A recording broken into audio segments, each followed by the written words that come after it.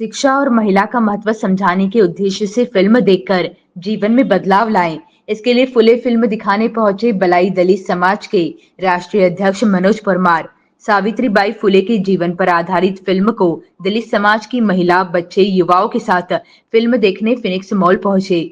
मनोज परमार जहां वह अपने समर्थकों के साथ नारेबाजी करते हुए थिएटर में प्रवेश किया। उन्होंने सभी से आग्रह किया कि इस फिल्म से प्रेरणा लेकर निकले। किस तरह सावित्रीबाई फुले ने संघर्षरत जीवन से महिला को सम्मानित दिशा दिखाई। सावित्रीबाई फुले भारत देश की प्रथम महिला प्रिंसिपल थी।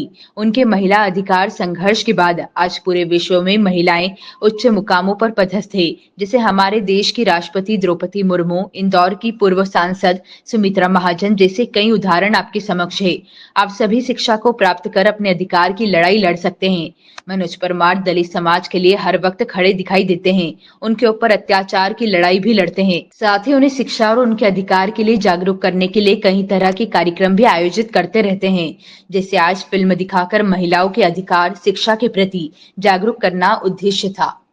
1850, 60, 70 के दशक की यह स्टोरी है, जब महिलाओं को शिक्षा का अधिकार नहीं था। जो महिलाएं विधवा हो जाती थी उनका मुंडन करा दिया जाता था। बच्चियों को शिक्षा का अधिकार नहीं था, ना ही अनुसूचित जाति को शिक्षा का अधिकार था। बड़ा ही संघर्षमय वह दौर था जब महात्मा ज्योतिबा फुले, जो कि बाबा साहब अम्बेडकर अपने गुरु मानते थे, बाबा साहब अम्बेडकर महात्मा ज्योतिबा फुले को अपना गुरु मानते थे। और इस दशक में बड़ा ही संघर्ष करते हुए उन्होंने जो है अपनी पत्नी को पढ़ाया और अपनी पत्नी से जो है उस समय की सभी सर्व वर्ग की बच्चियों को शिक्षा का अधिकार दिया।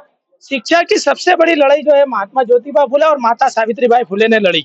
और पहली महिला शिक्षिका, हिंदुस्तान की पहली महिला शिक्षिका के रूप में सावित्रीबाई फुले जानी जाती है। सत्यता भी यही है। पहली महिला, पहली बच्ची जो उनके यहाँ पढ़ने आई, उनका नाम था मुक्ताबाई सालवे, जो अनुसूचित जाति से आती थी।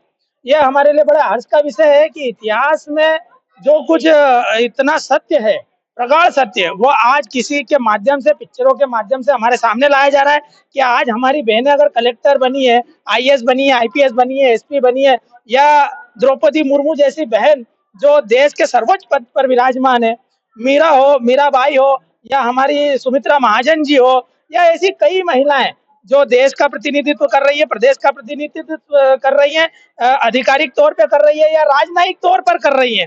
जहां कहीं पर भी है, आज वो महात्मा ज्योतिबा फुले और माता सावित्रीबाई फुले और बाबा साहब अम्बेडकर की बदौलत है। ये जन जागरण इस पिक्चर के माध्यम से हमें देखने को मिल रहा है। इसलिए आज अखिल भारतीय भलाई महासंघ के तत्वाधान में आज समस्त अनुसूचित जाति जनजाति के सभी भाई बहन और अधिकांश रूप से बच्चे इस फिल्म को देखने आए हैं।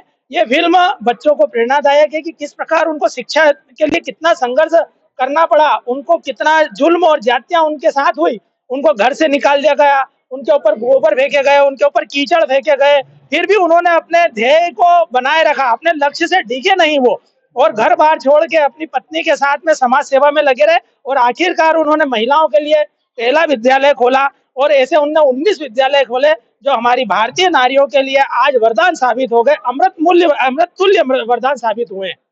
यह कहानी महात्मा ज्योतिबा फुले की है, माता सावित्रीबाई फुले की है। साथ ही इस कहानी में जो योगदान रहा लवजी उस्ताद का भी रहा, जो हमारे अनुसूचित जाति के मातंग समाज से आते, उनकी उस समय व्यायामशाला थी, तो उस समय उन्होंने भी मदद करी थी महिला शिक्षा के लिए। तो ऐसे जो अनुसूचित जाति के पुरोधा हुए या ओबीसी के पुरोधा या महापुरुष हुए, उन लोगों के कर्तव्य, उन लोगों की इस समाज के प्रति निष्ठा और उन लोगों का नारी शक्ति के प्रति समर्पण वो इस पिक्चर में दिखाया गया है। मेरा नाम मनोज परमार, राष्ट्रीय अध्यक्ष अखिल भारतीय भलाई महासंघ।